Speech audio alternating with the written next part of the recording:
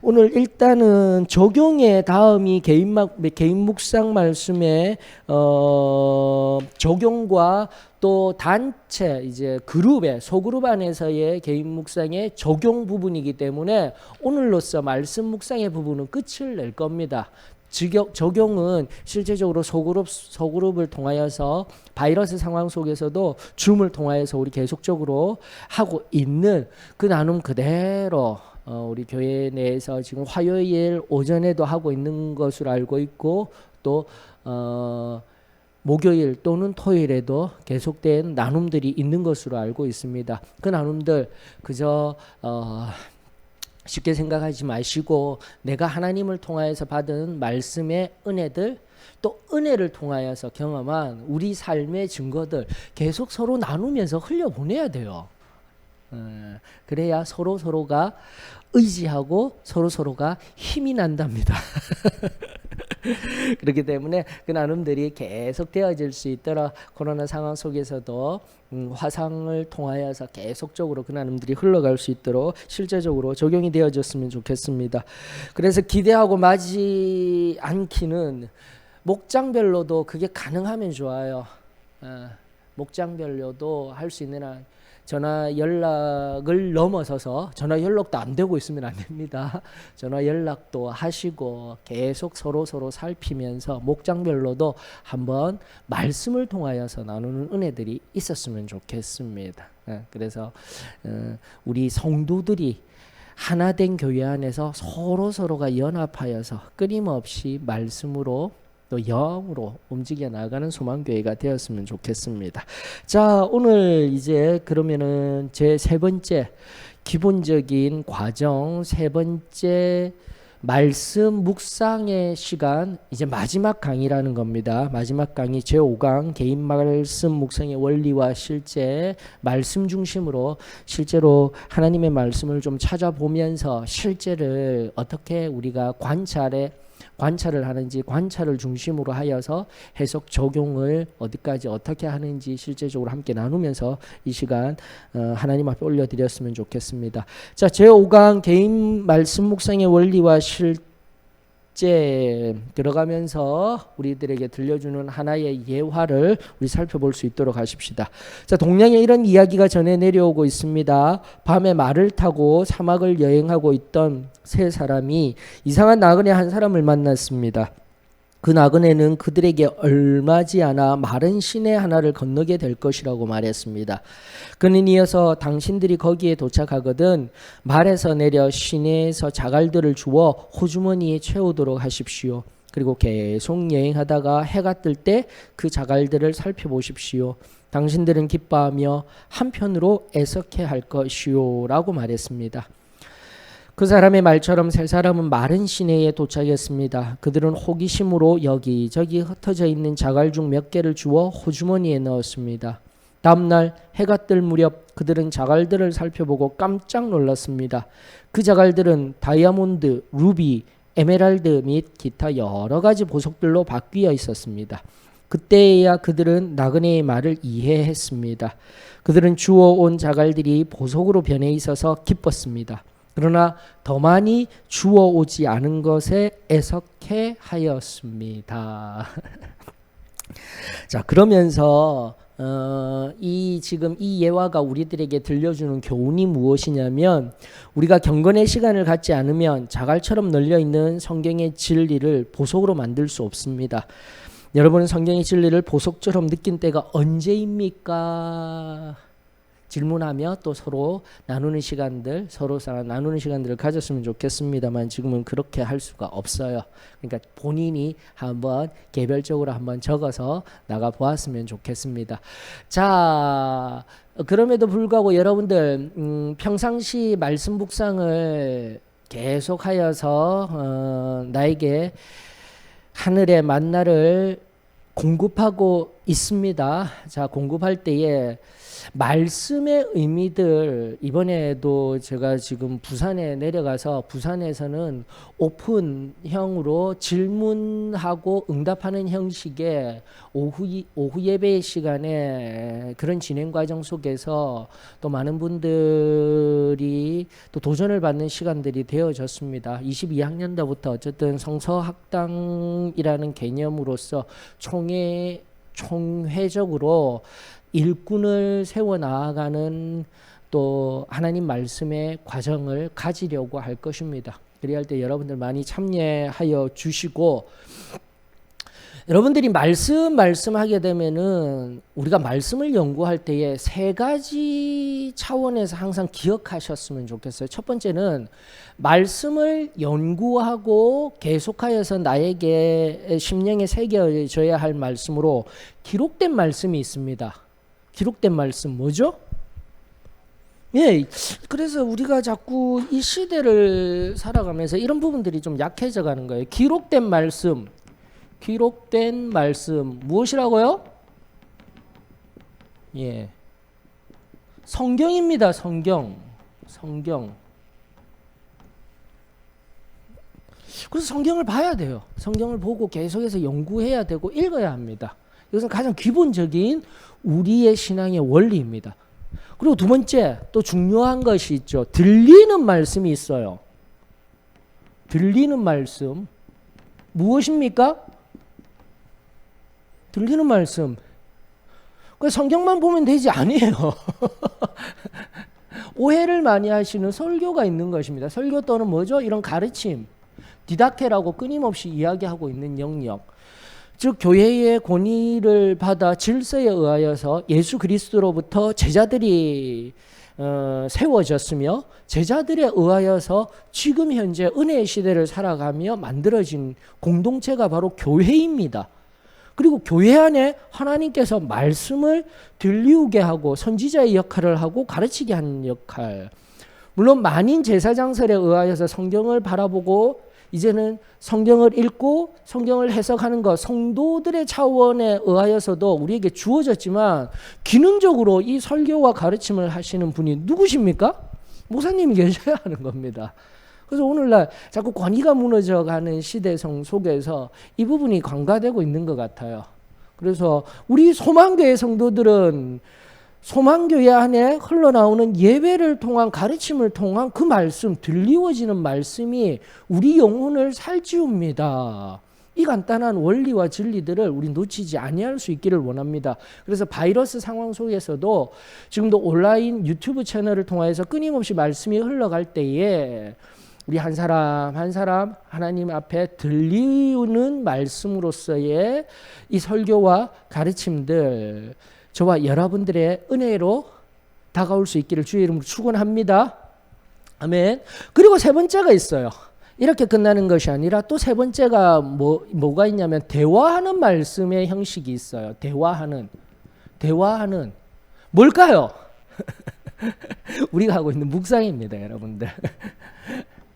이렇게 표현하고 있는 거예요. 그래서 이렇게 삼중으로만 내가 읽는 형식의 말씀 성경 좋아요. 그 다음에 또 설교 가르침 반드시 들어야 합니다. 그리고 묵상 대화한다라는 것은 결국은 묵상은 하나님 앞에 기도하며 하나님의 말씀의 뜻이 무엇인지 듣고 내가 응답의 형식으로 적용을 해야 되는 거예요. 이런 형식의 지금 대화한다라는 표현의 형식의 묵상이 반드시 우리들에게 필요한 거예요. 우리의 경건의 삶에 있어서.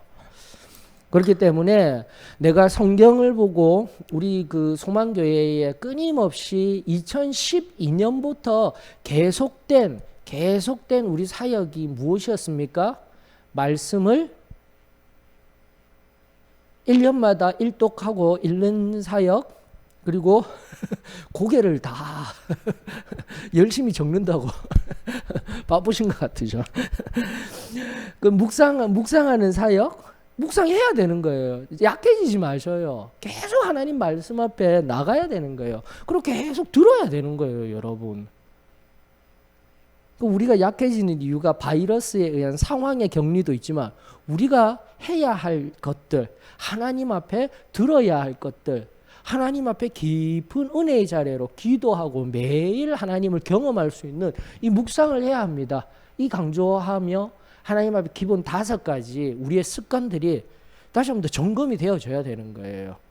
그래서 외부로부터 우리의 영적인 상태를 찾는 것이 아니라 내 안으로부터 우리가 지금 하나님의 말씀을 통하여서 우리 안에 풍성함들, 나 자신이 황폐하여져 가고 있지는 아니한지 우리 자신을 점검할 수 있기를 원합니다. 나아가 이와 더불어 성경을 바라보며 또 하나님 말씀을 들으며 또다시 묵상을 통해서 깊은 하나님과의 교제의 시간, 기도를 가져야 되겠죠. 자, 그런 차원에서 개인 말씀의 묵상의 원리들을 잘 기억하여서 자, 묵상의 3가지 원리 4가지로 표현하십시다. 뭐죠? 첫 번째, 묵상하는 방법, 관찰. 오늘도 한 자매님이 이야기하더라고요. 계속 해야지, 들어야지 안다고. 우리는 계속 배워야지 안다고. 그러니까 물어도 뭔가 머릿속에는 뭔가 가물가물한데 몰라요.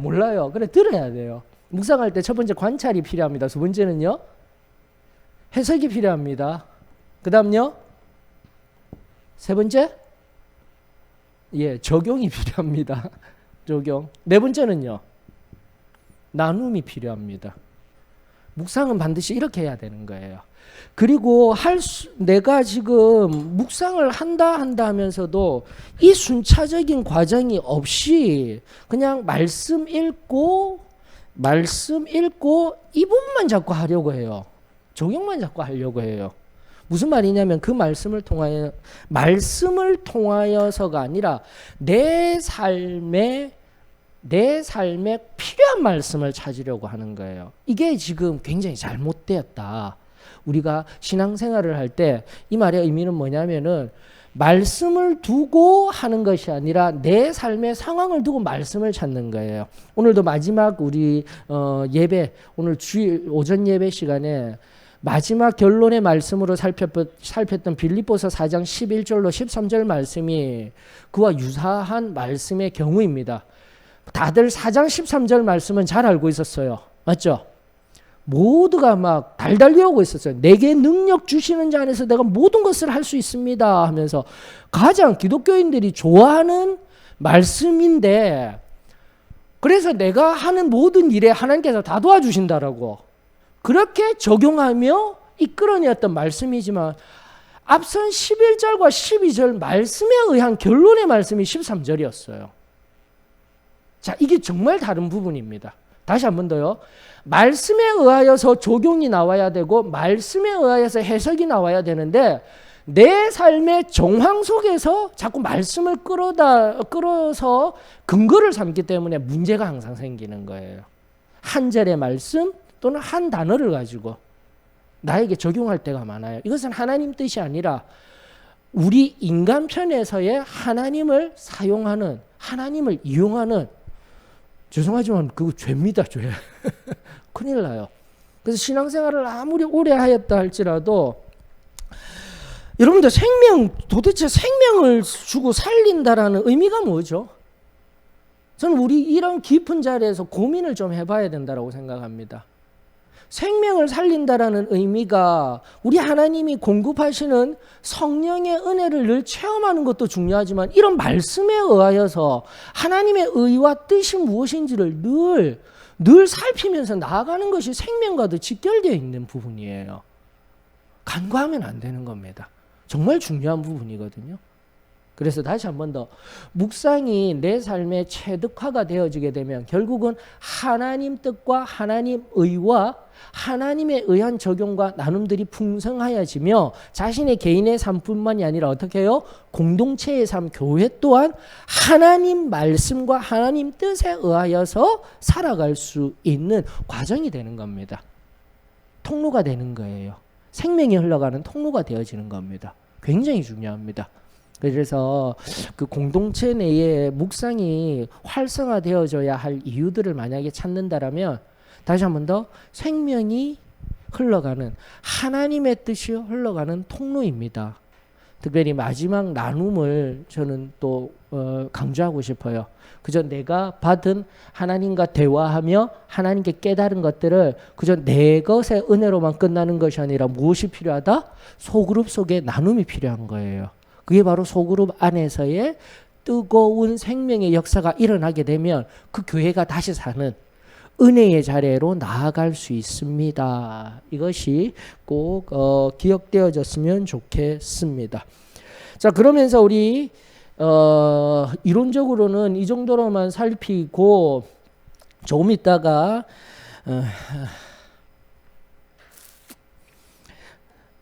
우리 그 교재가 이야기하고 있는 텍스트에 의한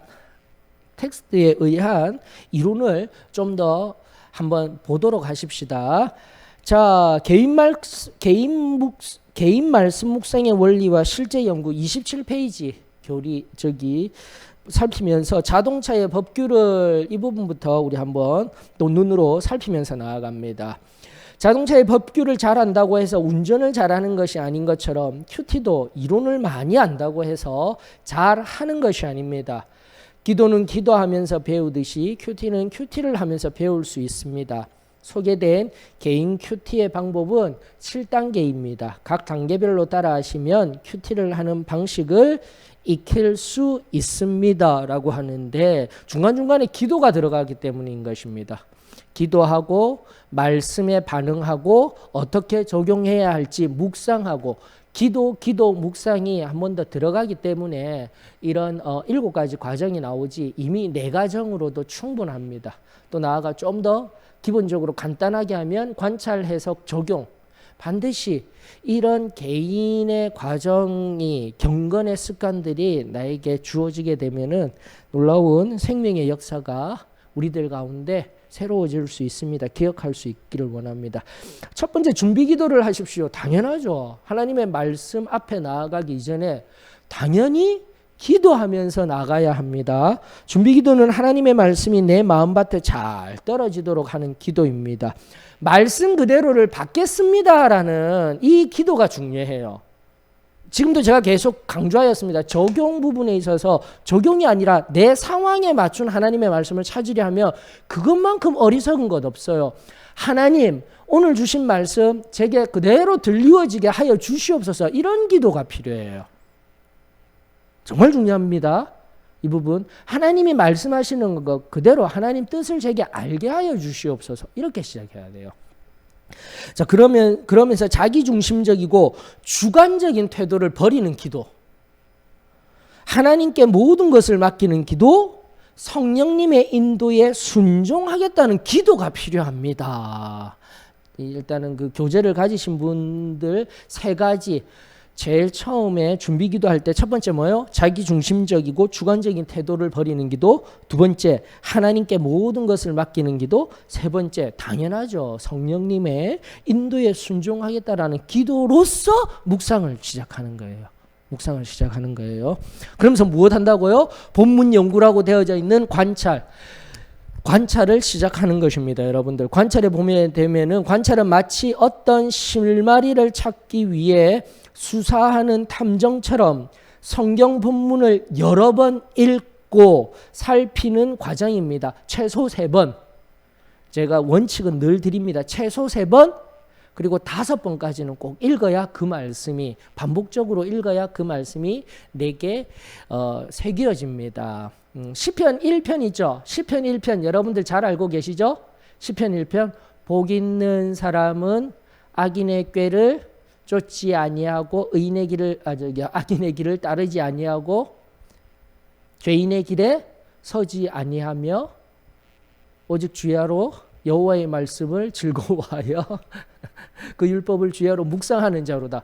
묵상이라는 이 용어를 사용할 때가 바로 소가 되새김질을 하듯이 그렇게 한 번 더 그 본문의 말씀을 또 새기고 되새기듯이 그렇게 본문의 말씀을 살피는 작업을 해야 된다라고 성경은 말하고 있었습니다. 그래서 성경을 저는 3번 내지 5번까지 읽게 되면은 반드시 성령님께서 인도해 주셔요. 또 보고 또 볼 수 있는 은혜가 있었으면 좋겠습니다. 그래서 개별적으로 묵상할 때는 3번에서 5번 하였지만 성경 소그룹 모임, 성경 공부를 이끌어 나갈 때 본문 몇 번요? 10번. 예, 제가 알려드렸습니다. 5, 10, 30 법칙.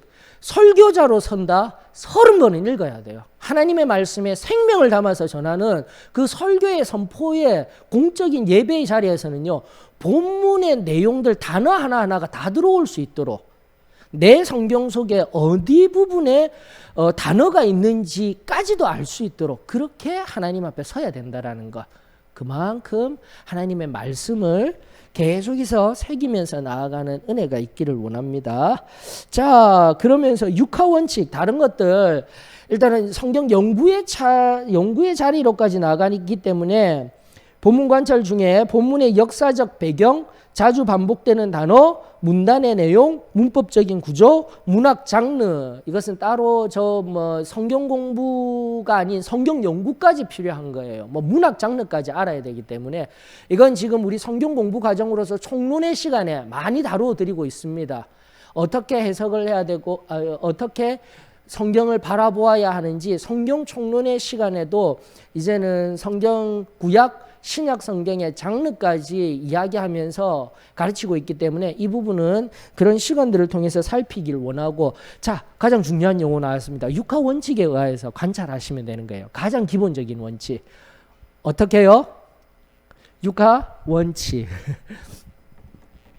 육하 원칙에 의하여서 요것만 지키셔도 절대 성경이 다시 한 번 더 적용의 차례에서 관찰 없이 하나님의 뜻 없이 내 상황에 맞도록 하나님을 이용하는 하나님의 말씀을 사용하는 자리에는 들어가지 않습니다. 육하 원칙에 의하여서 한번 성경을 쭉 관찰해 보시면은 그게 가장 도움이 되실 것입니다. 자, 그러면서 본문 해석 묵상하십시오, 기록하십시오, 적용하십시오, 기도하십시오 하고 있는데 조금 있다가 이 해석과 적용 나눔을 살펴보기를 원하고 저하고 함께 육하 원칙을 좀 해보십시다. 여러분들 육하 원칙이 뭐죠?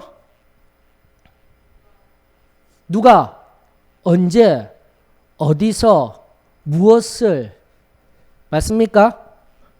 누가, 언제, 어디서, 무엇을 이라는 것, 이건 중간에 놓고 왜, 어떻게 해요, 여러분. 이것만 관찰하셔도 하나님의 말씀을 세밀하게 살피셔도 정말 도움이 되십니다. 하나님의 뜻을 발견할 때, 기록된 말씀에 의해서 발견할 때 여러분들에게 정말 중요하고 귀중한 도움이 되는 거예요. 내 생명이 흘러갈 수 있는 거예요. 근데 왜 제가 이렇게 자꾸 표기를 하죠? 나누어서 표기를 하죠? 이유는 형식인 거예요. 누가, 언제, 어디서는 단어의 단답 형식입니다. 맞습니까? 대부분의 그냥 단답형으로 찾을 수 있는 부분이에요. 누가, 성경에 지금 누가 보이고, 언제, 저녁인가, 낮인가, 어디, 장소가 보이고, 이런 것들은 단답형으로 찾을 수 있어요. 근데 무엇은 조금 틀려요. 무엇도 거기에 사용되어지는 대상물, 어떤 물건을 단답형으로도 찾을 수 있어요. 단답형으로. 그러나 여기서부터 무엇을 어떻게로 넘어가며 이제 문장 구조의 관계성 속에서 무엇도 뭐가 된다고요? 단답형이 아닌 문장의 형식으로 등장할 수 있습니다. 문장이라 함은 주어와 서술어가 있는 것을 의미합니다. 주어와 서술어로 표기될 수 있는 거예요. 이거 조금 이따가 다시 찾아볼게요. 그러면서 문장으로 표기되고 왜 어떻게도 단답으로 표기되면 안 돼요. 관찰 기법을 사용하면서 항상 왜 이런 일이 일어났을까? 어떻게 해서 이 성경 속에서 이런 일이 일어났을까 하게 되었을 때는 반드시 문장의 형식으로 찾아보고 기술하려고 하면은 여러분들이 하나님 말씀에 의한 사고의 폭 그리고 하나님의 뜻을 좀 더 깊이 있게 넓게 살필 수 있는 은혜가 있습니다. 묵상 노트를 활용하실 때 이렇게 활용하시면 도움이 되신다라는 겁니다. 괜찮으시죠? 그러면서 한번 꼭 해보셔요. 그러면 전혀 다른 내 삶의 하나님 뜻을 발견하는 원리들이 일어나게 되는 겁니다. 자, 저하고 한번 해보십시다. 이 시간 누가를 좀 찾아보십시다. 누가를 찾아보는 본문은요, 첫 번째, 누가를 찾아보는 본문은 마가복음 4장 35절로 41절. 이미 제가 이 과정을 이제 3번, 4번 뿐만이 아니라 말씀 묵상할 때마다도 누가 찾을 때 제가 자주 인용했던 본문입니다. 여러분들이 잘 아는 본문. 자, 마가복음 4장 35절로부터 41절의 말씀을 한번 살펴보도록 하십시다. 누가를 찾아보셔요. 읽는 중에 누가 보이는지 살펴보시면 도움이 되십니다. 자, 35절입니다. 마가복음 4장 35절로 41절. 그날 저물 때에 제자들이 이르시되 우리가 저편으로 건너가자 하시니 그들이 무리를 떠나 예수를 배에 계신 그대로 모시고 가매 다른 배들도 함께 가더니 큰 광풍이 일어나며 물결이 배에 부딪혀 들어와 배에 가득하게 되었더라. 예수께서 고물에서 베개를 베고 주무시더니 제자들이 깨우며 이르되 선생님이여 우리가 죽게 된 것을 돌보지 아니하시나이까 하니 예수께서 깨어 바람을 꾸짖으시며 바다더러 이르시되 잠잠하라 고요하라 하시니 바람이 그치고 아주 잔잔하여지더라. 이에 제자들에게 이르시되 어찌하여 이렇게 무서워하느냐 너희가 어찌 믿음이 없느냐 하시니 그들이 심히 두려워하여 서로 말하되 그가 누구이기에 바람과 바다도 순종하는가 하였더라. 아멘. 다른 거 아시지 마시고 누가만 찾아보셔요. 여러분들 보이시죠? 누가 보이십니까? 제자들이 보이네요. 예수님이 보이고요. 맞죠? 너무 간단하지 않습니까? 예수님과 제자들이 지금 대화를 하고 있는 중이에요. 예수님과 제자들. 그래서 당연히 예수님, 제자들이라고 나올 수가 있는 겁니다. 그래서 예수님과 제자들의 대화 속에 어떤 사건이 일어났구나 하는데 또 없을까요? 더 없습니까? 여기 41절에 그들은 누굽니까? 그들이라는 그 3인칭 복수로 표현된 그들. 누굴까요? 제자들? 맞습니까? 복수로 되어져 있기 때문에 그들. 자, 여기에 바로 여러분들이 관찰을 좀 더 깊게 하셔야 되는 관점이 있는 거예요. 여기에 보면은 그들이 심히 두려워하여 서로 말하되 그가 누구이기에 바람과 바다도 순종하는가 하는데 제자들이 아닙니다. 무슨 소리죠? 예수님과 제자들이 대답하고 있는데요. 죄송하지만은 이제 36절로 올라가요. 거기에 지금 그들의 정체가 등장합니다. 우리가 성경을 관찰을 할 때 이렇게 세밀하게 관찰을 하지 아니하면은 하나님의 말씀의 해석도 잘못할 수가 있게 되는 거예요. 맞죠? 그럼 물론 41절에 그들도 제자들일 수 있어요. 제자들과 함께 36절에 등장하는 누구예요? 왜 다른 배들이 함께 하시니라고 되어 있잖아요. 이게 지금 배 한 척의 사건이 아니에요. 예수님과 제자들만 있었던 배의 사건이 아니라 그 광풍이 막 있는 사건 속에 어느 배들도요. 함께 하였던 다른 배들 속에서도 난리가 난 거예요. 여러분들. 이게 바로 하나님의 말씀을 바라보는 방법입니다. 우리가 성경을 바라보면서도 너무 쉽게 아무렇게나 지금까지도 잘 모르고 흘러갈 수가 있어요. 그런 측면에서 누가를 깊이 아주 가장 기본적인 것인데 우리가 놓치게 되면은 말씀을 해석하는 차원과 깊이와 넓이가 전혀 달라지게 됩니다라는 것, 이 본문을 통해서 여러분들이 깊이 깨달았으면 좋겠습니다. 자, 언제를 한번 찾아볼까요? 언제를 찾아볼 수 있는 말씀을 또다시 해석해 나아가고 말씀의 의미를 깊고 풍성하게 살필 수 있는 본문 이제 공부용으로 느헤미야로 한번 가보십시다. 구약에 있는 느헤미야. 제가 가지고 있는 성경 727페이지입니다. 구약 성경 727페이지. 느헤미야 1장 1절. 자, 느헤미야 1장 1절에 보게 되면은 하가랴의 아들 느헤미야의 말이라 아닥사스다 왕 제20년 기슬르월에 내가 수상국에 있는데, 언제를 지금 찾아 나가는 겁니다. 언제죠? 여러분? 여기에서 말하고 있는 언제는 언제입니까? 아닥사스다 왕 제20년 기스르월. 괜찮습니까? 기슬르월 해서 이 기슬르월이라는 것은 유대력이 아니에요. 바로 바벨론으로 끌려갔을 때 바벨론이 이야기하는 바벨론에 의한 달력월입니다.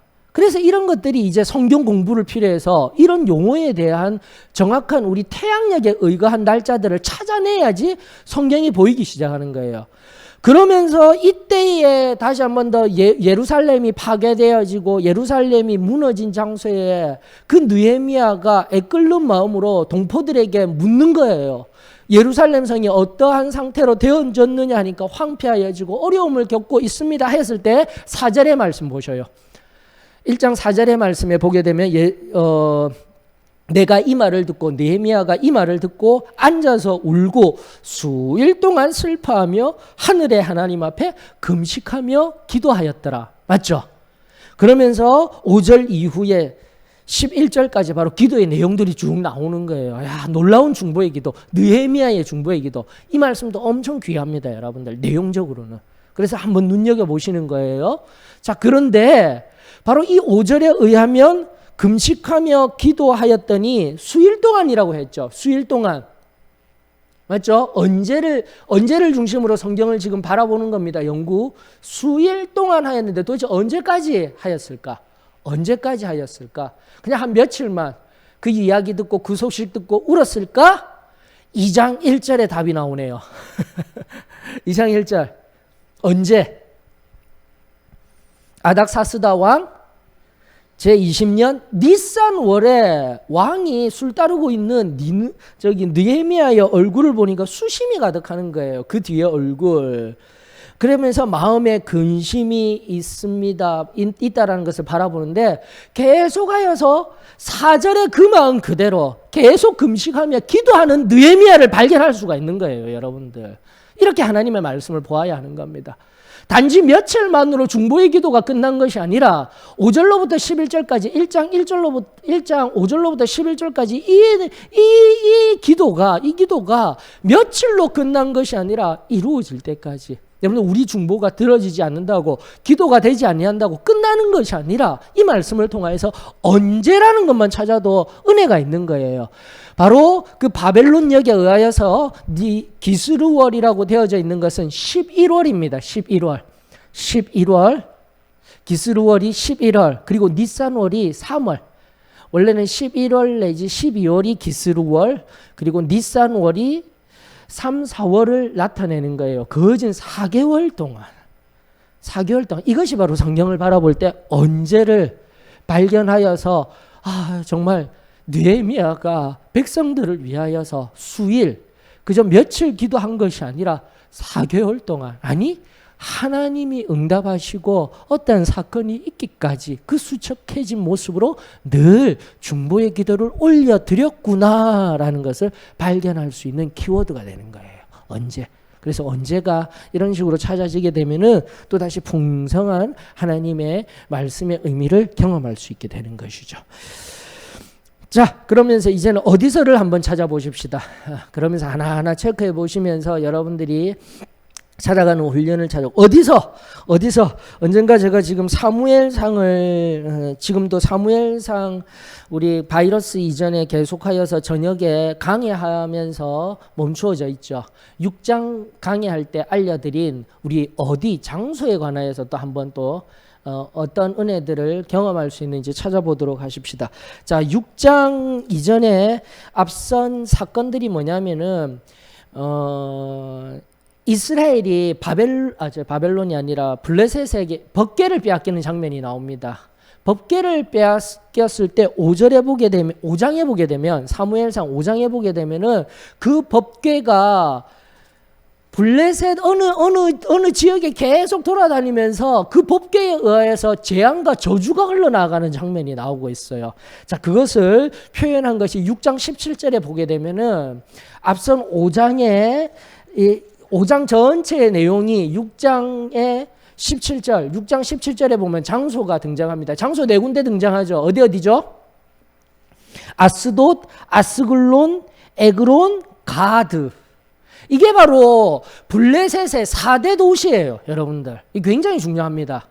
블레셋도 족장들이 각 그 족장 지파라는 표현보다도 각 흩어져 단일 민족이 아니라 흩어져 있던 족속들이 살필 수 있는데, 여호수아서에서도 이 사람들이 나옵니다, 여러분들. 여호수아서에서도. 오늘은 지금은 성경을 깊이 그렇게까지 바라보지는 아니하고 5장에 그곳에 법궤가 옮겨 다니면서 재앙이 있었을 때 그 재앙을 피하기 위한 그들만의 방법으로 지금 이 네 도시를 통하여서 도시에 그 재앙이 그치기를 원하는 마음으로 6장 17절에 이런 장소 지명이 나왔구나. 그리고 이 장소 지명이 바로 블레셋의 가장 주요한 4대 도시였구나라는 것, 여러분들 체크하고 있으시면서, 또 하나 이제 18절에 보게 되면 마지막 말씀 가운데, 즉 법궤가 이제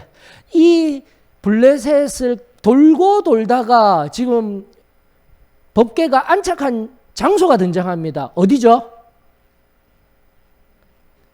18절에 보면은 베세메스라는 곳이 나오죠. 이게 이제 은혜인 거예요.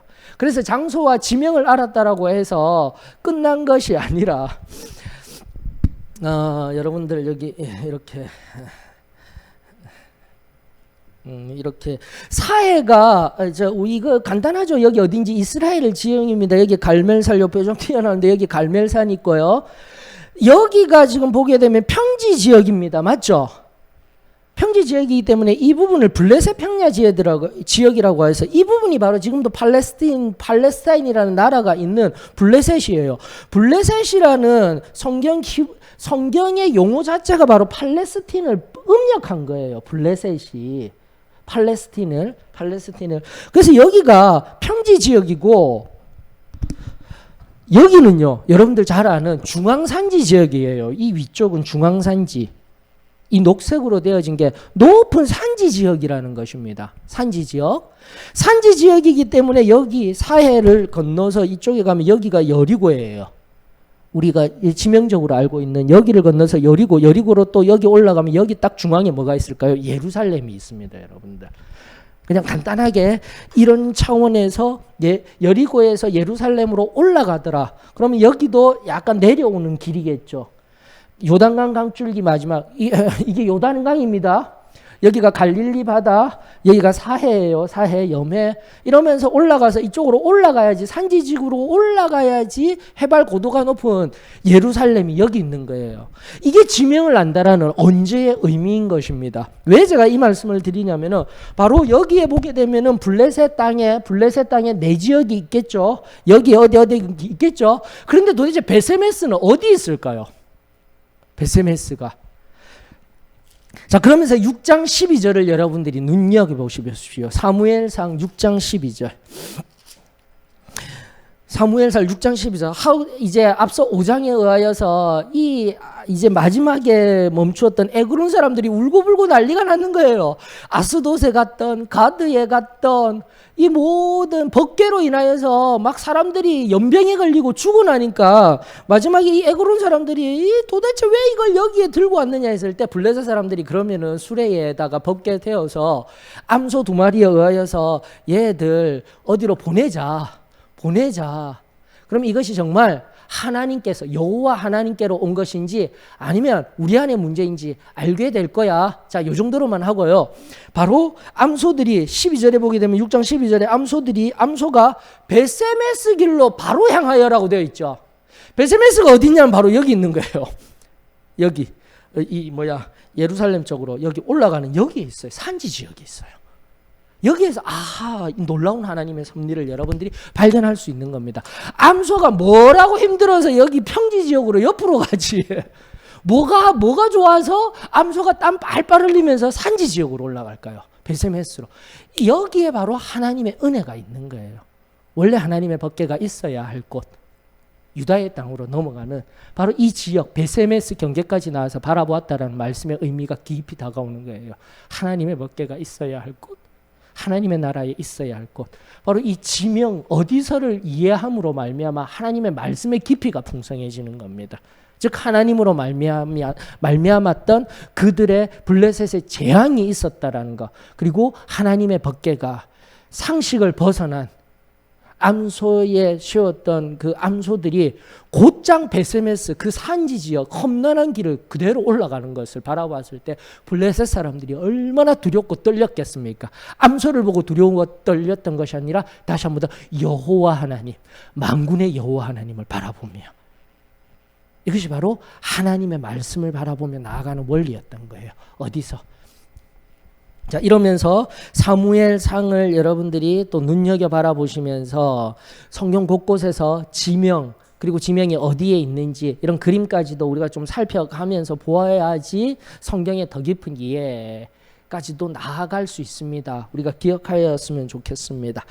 자, 마지막을 향해 나아가십시다. 마지막 무엇을 오늘 본문 말씀, 우리 바라보았던 본문 말씀 있죠? 오늘 잠시 보았던 무엇을 찾아 나아갈 때 여러분들 마태복음 6장 22절 23절 이미 살짝 알려드렸던 오늘 말씀 속에서 일단 말씀 안에서 중요한 부분만으로 그저 스치듯이 지나가며 말씀의 의미를 살펴드렸지만 마태복음 6장 22절 23절 바로 무엇을 찾기 위해서 몸, 등불, 눈 이런 것들 많이 나오고 있죠. 3개나 나왔죠. 맞죠?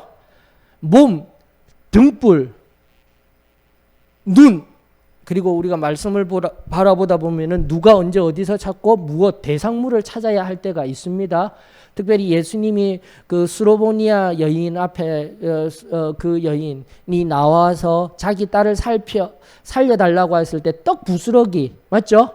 떡을 던짐이 떡의 의미가 무엇이고 부스러기의 의미가 무엇인지 이런 대상물에 관하여서 깊이 살피며 그 의미가 무엇인지를 알아야 해석이 되는 거예요. 여러분들 이렇게 대상을 찾는 것도 중요합니다. 그런 의미에서 단답, 예수님은 떡이라고 이야기하고 빵이라고 이야기하지만은 내 자녀들이 아닌 개에게 던질 수 없다 하였지만은 수로보니게 여인은 떡이라고 이야기하고 하지 아니하고 뭐라고요? 부스러기. 그런 놀라운 은혜가 있는 거예요. 부스러기만한 은혜만이라도 원하였던 그 믿음으로 말미암아 놀라운 일은 경험하게 되었다. 이런 것들이 무엇을 찾는 것인데, 자, 무엇을 찾을 때는 그 무엇의 상태까지도 표현이 되어야 되기 때문에 문장으로 표현되는 거예요. 오늘 말씀처럼 눈이 성하면, 눈이 나쁘면 이걸 가지고 고민을 하셨어야 된다라는 것이죠. 그 뒤에 나오는 눈이 나쁜 상태와 눈이 성한 상태의 빛과 어두움까지 바라보게 된다라면 이것이 의학적으로, 즉 눈이 나쁘다라는 것이 우리가 이제 의학적으로 눈이 안 좋다라는 의미인지 아니면 왜 어둠이라고 표현하였지? 의학적인 것은 아닌 것 같아. 눈이 희미해져 잘 안 보여진다라든지 이런 식으로 이 무엇에 관하여서 찾고 무엇이 표현하고 있는 주어와 서술어의 관계를 살펴보고 난 뒤에 앞뒤 문장의 맥락적인 연구와 좀 더 깊은 묵상을 들어가게 되면은 여러분들이 한 번 더 고민을 가지고 살펴볼 수가 있었던 거예요. 그래서 오늘 잠시 알려드렸던 마태복음 6장 23절에 눈이 나쁘면에 나쁘다는 포네로스는 철저하게 악한이라는 뜻이에요. 의학적인 용어가 아니라는 거예요. 그러면 이상하다가 나오는 거예요. 왜 앞서 눈이 성하다로 번역된 의학적으로 눈이 성하다라는 말은 우리가 그냥 보편적으로 알기를 눈이 이제 온전하다 이렇게 표현이 되었을까 하고 궁금증을 가질 수 있는 계기가 되는 거예요, 여러분들. 그러면서 말씀의 깊은 예수님이 바로 이런 말씀을 해주셨구나. 오늘 얘기하여 드렸던 성하다라는 것은 눈이 이렇게 정말로 성한 거예요. 눈이 사시가 되어져 있다라든지 눈이 닫혀 있다든지 한 곳을 바라보지 못하는 상태에 의하여서 영적인 의미로 들어갈 수가 있었던 거예요. 빛 가운데 거한다, 어둠 가운데 거한다. 이렇게 해석이 될 수 있는 방법으로 나아갈 수 있는 관찰, 다시 한 번 더 강조합니다. 제가 오늘 이 마무리를 하면서 여러분들 엄밀히 이야기하여서 말씀 묵상을 잘 하기 위해서는 이 제일 첫 번째 관찰을 잘해야 됩니다. 하나님 뜻을 발견하기 위해서요. 해석을 잘하고 적용을 잘하고 이건 여러분들이 누군가에게 막 뭔가를 보여주기 위해서 하는 거 아니잖아요. 가르치기 위해서 하는 거 아니잖아요. 나를 위한 경건을 위하여서 내가 하나님 앞에 정말 하나님의 뜻이 무엇이고 바르게 반응하여서 적용하기 위하여서 이미 알려드린 바와 같이 해서 하나님은 어떠한 분이시고 나는 누구인가를 또 살펴나가는 거예요. 그러면서 실제적인 적용을 할 수 있는 것들을 찾아 나가는 훈련을 계속 하게 될 때 정말 내가 주 안에서 생명력 있게 살아가는, 우리의 표현으로는 승리의 삶을 살아가는 통로가 될 수 있는 거예요. 그래서 관찰이 중요합니다. 관찰이 중요합니다. 자, 시간이 다 되었으므로 저는 여기까지 준비한 것을 가지고 여러분들과 나누었습니다. 그러면서 늘 이렇게 양육과정 가운데 우리가 말씀 묵상을 왜 해야 하는지 기록된 말씀을 바라봐야 합니다. 들리는 설교도 이제는 저의 설교는 강해 설교입니다. 하나님 말씀을 하나하나 하는 설교, 또 우리 다른 기존의 목사님들 영을 붙드는 성령에 의하여서 단순하게 주제 설교, 복음을 증거하고 나타내는 그런 설교도 있어요. 그러나 저는 철저하게 하나님 말씀을 하나하나 그때그때 증거하려고 그대로 전하려는 노력에 의하여서 한 부분인 뿐이에요. 저만 잘하고 저만 잘 돼 있고 이런 게 아니에요, 여러분들. 방식인 거예요, 방식들. 그래서 지금도 들리는 설교, 하나님 앞에서 내가 끊임없이 내 영혼을 채워야 합니다. 또 뭐요? 개인적으로 반드시 대화하는 말씀으로서의 묵상이 내 안에 체득되어지고 끊임없이 관찰을 통하여서 내 안에 말씀이 하나하나 쌓이게 될 때 우리 안에 놀라운 생명의 역사가, 또다시 승리의 역사가, 하나님이 살아 운행하시는 그 성령의 뜨거운 역사의 통로가 되어지게 될 줄 저는 믿습니다. 그래서 여러분들 말씀 묵상을 한번 깊이 있게 해보세요. 내가 살아낼 수 있습니다. 내 어려움이 해결됩니다. 내 문제가 말씀을 통하여서 새롭게 해결되어지고 일어서는 통로가 됩니다. 얘네가 저와 여러분들에게 이루어졌으면 좋겠습니다. 그러면서 눈으로 교재에 있는 내용 쭉 살펴보면서 마지막 7번째 단계 나눔을 넘어서 뭐 해야 된다고요? 실천해야 합니다. 산상수훈의 결론, 일단은 소책자를 준비할 겁니다. 지금도 성결의 관점에서 바라보고 있는 말씀 강해가 끝나게 되면은 그 목차들이 어떻게 정리가 되어지는지 소책자로 다시 한번 더 정리되어져서, 여러분들 산상수훈의 마지막이 무엇입니까? 결론부가 7장 24절에 그 뒤에 결론부가 바로 반석 위에 지은 집이에요. 반석 위에 지은 집. 하나님의 말씀을 아는 것이 중요한 것이 아니라 실천해야 된다라는 겁니다. 성경은 끊임없이 우리들에게 말씀하고 있었습니다. 묵상도 마찬가지입니다. 내가 관찰을 잘하여서 해석도 잘하였습니다. 또 적용할 거리도 찾아내었어요. 그럼 어떻게 해요? 철저하게 삶 가운데 하나님 말씀대로 의대로 실천할 때에 정말 하나님이 놀랍도록 일하시는 그 은혜들이 매 순간 매 삶마다 경험되어지기를 주의 이름으로 축원합니다. 자,